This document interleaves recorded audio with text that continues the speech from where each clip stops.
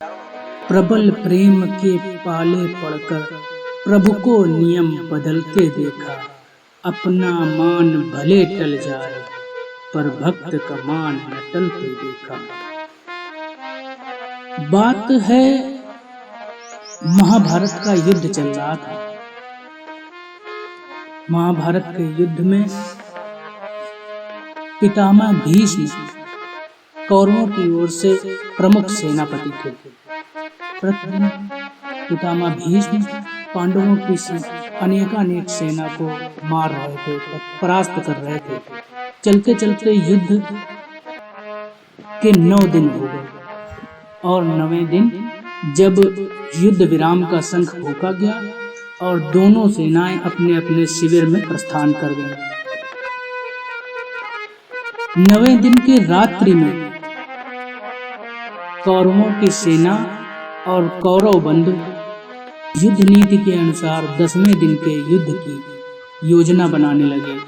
तभी महल में दुर्योधन प्रवेश करता है और पितामह भीष्म को बहुत ताने देने लगता है जोर जोर से कि हे पितामह, तुम लड़ तो मेरी तरफ से रहे हो, किंतु आप मन से पांडवों की ओर हैं। आप युद्ध तो हमारी ओर से कर रहे हैं, किंतु मन से आप पांडवों की ओर हैं।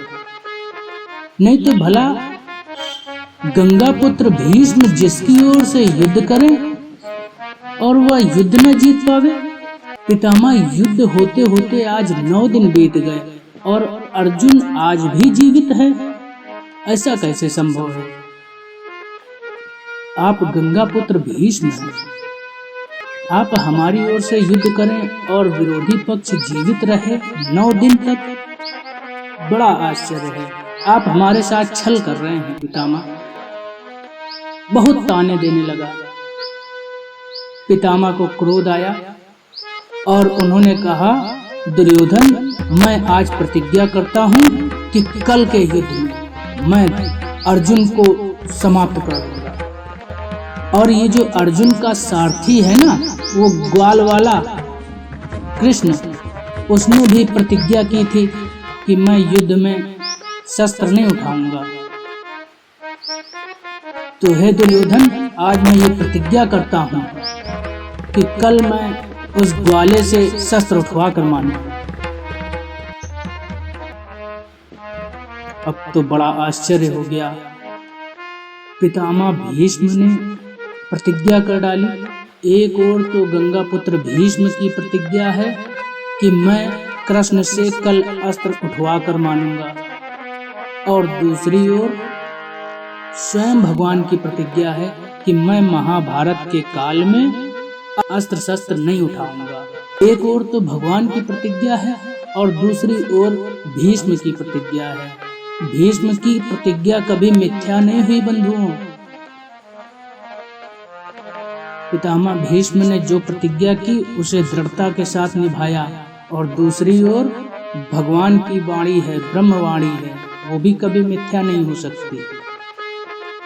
तो 10वें दिन का युद्ध बड़ा ऐतिहासिक होना था।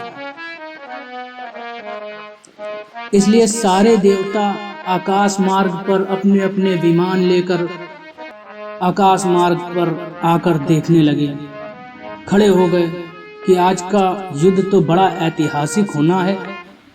आज किसी न किसी एक की तो प्रतिज्ञा टूटनी है। एक ओर गंगा पुत्र भीष्म की प्रतिज्ञा है और दूसरी ओर स्वयं भगवान की प्रतिज्ञा है। भगवान की वाणी मिथ्या नहीं हो सकती और गंगा पुत्र भीष्म की प्रतिज्ञा नहीं टूट सकती।